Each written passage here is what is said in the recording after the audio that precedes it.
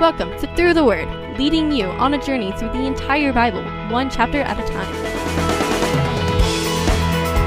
Today, Chris Langham guides us through the Old Testament book of Genesis. Now to Pastor Chris. Genesis 4 on our journey through the Word today, and the sad reality of what the knowledge of evil does to life in our world. It's the story of Cain and Abel, a story of envy, violence, vengeance, and for the first time, death. Yet before all of that, the story begins with one of the most basic and most difficult to understand human actions, offering to God. You may recall that Cain and Abel were brothers, and that one murdered the other. But do you recall where the fight began? It all started with offerings to God, and with God's favor and acceptance, or the lack of it. There's a lesson here that should not be missed, on making offerings to God, and more than that, on finding God's favor. What does God want from us? What does it take to earn the respect of our Creator? Every human heart seems to be driven with a desire for acceptance, but what does it take to be accepted by God? Let's dig into Genesis 4 at verse 1.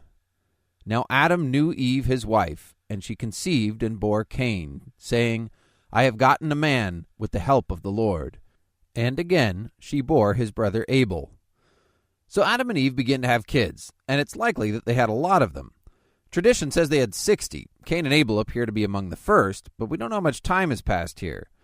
Now there are two questions to answer before we get too far. First, where do these men get their wives? Answer, they're sisters. We don't marry siblings today because it's gross and because DNA deterioration creates issues. Well, nobody told the first generation to be grossed out, and their parents had perfect DNA, so no problem. Question 2, where did all the people come from at the end of the chapter? Well, take 60 kids, add 100 years of population growth with no deaths, and you get about 40,000. Problem solved. Back in our story, Cain and Abel are brothers, grown men by now and living in a fallen world. In verse 2, Abel kept flocks as a shepherd, and Cain worked the soil as a farmer. Then in verse 3, in the course of time, Cain brought to the Lord an offering of the fruit of the ground. And Abel also brought of the firstborn of his flock, and of their fat portions. So Cain and Abel each brought offerings to the Lord. Cain offered fruit from the ground. Abel offered from his flock. Offering is where the story begins, so we might want to stop and think about what it means to offer something to God. Offering means giving back to the Lord. Not that God needs to get anything, but we need to give it. Giving to God is a beautiful thing. It's sort of like a child giving his dad a present. Sure, it was Dad's money that paid for it, and Dad really didn't need it anyway, but it sure blesses Dad's heart when his kid makes the effort to show some love and gratitude. Now, Cain and Abel both made offerings, but verse 4 says that the Lord had regard for Abel and his offering, but for Cain and his offering he had no regard. So Cain was very angry, and his face fell. You know this feeling, when you just can't seem to get anything right, and the frustration and anger begin to build up like a weight in your eyes, curling your brow lower and casting your gaze intensely downward, away from eye contact and away from God. That's where Cain was at, frustrated and angry. But what was the big deal? All the trouble between these two brothers began with this one simple thing. The Lord had regard for Abel's offering and not for Cain's. So what is this regard from God? And why wasn't Cain's offering accepted? The Hebrew word for regard is sha'ah. It means to look with approval. Picture this regard from God like a father's look when he's proud of his kid. Not favoritism, but the fatherly pride of a good dad in its purest form. There's something built into every one of us that desires approval and recognition. Every kid says, Mom and Dad, watch this, and hopes for applause. Yet ultimately, it is not the applause of man that we crave. What we really long for is the smile on God's face when he looks at us. Far beyond any human recognition, I want to hear the Lord say, Well done, good and faithful servant. So Cain and Abel both wanted God's approval. But what happened to Cain? The book of James tells us that God does not play favorites. So this favor from God is not about comparing one to another. So why did God accept Abel's offering and not Cain's? Many have guessed and theorized about it, but the answer is stated simply in Hebrews. By faith, Abel offered to God a more acceptable sacrifice than Cain. That's it, as simple as faith. You can see Abel's faith in the way he gave, the best portion from the best of his flock. As far as we can tell, Cain made no attempt to give anything special. More importantly, Cain did not mix his offering with faith. So why did he offer anything at all? Perhaps it was the same reason that millions of half-hearted believers walk into church and drop money in the bucket every Sunday. Dead religion. They know it's the right thing that you're supposed to do, but they miss the heart of it. And without faith, it becomes worthless. Sorry, but God just doesn't have regard for empty, heartless religion. Without faith, it is impossible to please God.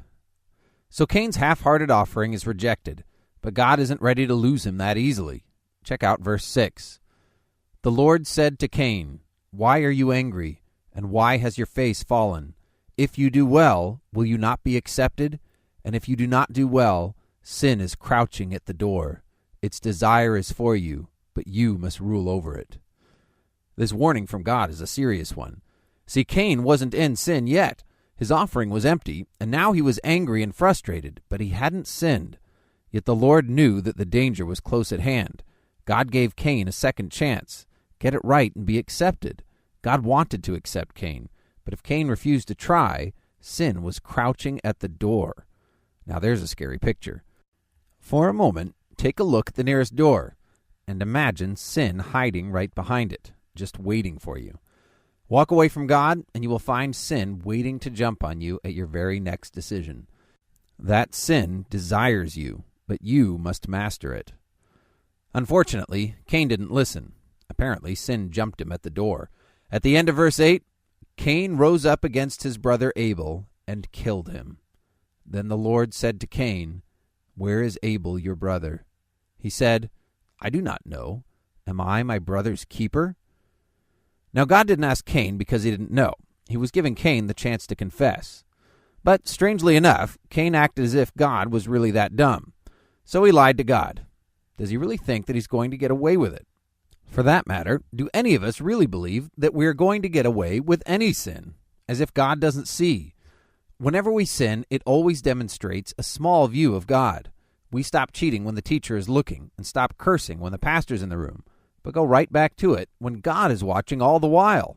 Why? No faith. Remember, Cain simply didn't have faith.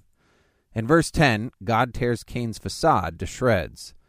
The voice of your brother's blood is crying to me from the ground. Sin always finds you out, and so God punishes Cain, but shows a great deal of mercy in the process. He lets Cain live, but the ground will no longer bear fruit for him, and Cain will live his life in restless wandering. Remember back in chapter 2 when I told you that rest is a key theme in the Bible. Cain discovers the hard truth for anyone who rejects God. There is no rest for the wicked. Read Genesis 4 today and consider the offerings that you make to God. Are they mixed with faith or just going through the motions? Also consider Cain's question, "Am I my brother's keeper?" And read carefully through the end of the chapter to see what it teaches about vengeance. Cain and Abel had brothers, and the first murder would inevitably lead to the first cries for revenge. Yet God makes it clear that vengeance is his, and his alone. For Cain, there was no rest. Cain was destined to wander, with the weight of guilt on his back as a relentless burden. If that sounds all too familiar to you, if you are weary and heavy laden with guilt, then I would invite you to hear Jesus' call. Come to me, and I will give you rest. Join us next time on Through the Word as we continue the journey, one chapter at a time. Start your own journey through the Bible with our web and mobile apps at throughtheword.org. Our apps are free and free to share, so tell your friends and take the journey together. If you'd like to help us reach more listeners, you can donate, share the app, order flyers, or pray for us, all at throughtheword.org or at facebook.com/throughtheword. Chris Langham is the founder of Through the Word Ministries in Huntington Beach, California. You can find information and links for all our teachers on the website. And remember, faith comes by hearing, and hearing through the Word.